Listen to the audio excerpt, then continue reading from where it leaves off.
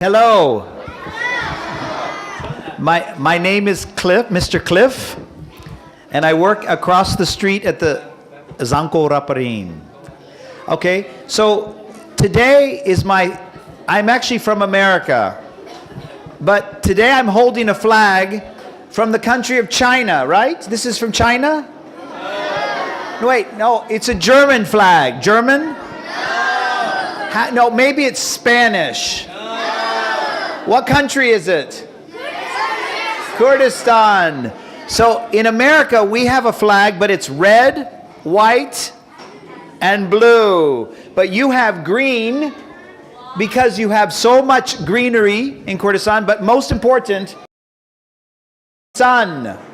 The sun is very important, and I love Kurdistan because of the sun. It's mostly sunny here, but I'm very, very happy to be here on my first Flag Day in Kurdistan. In America, our Flag Day is in June when it's hot, but yours is in winter where the sun can shine for you. I hope you have a great day, and thank you for having me visit. Thank you.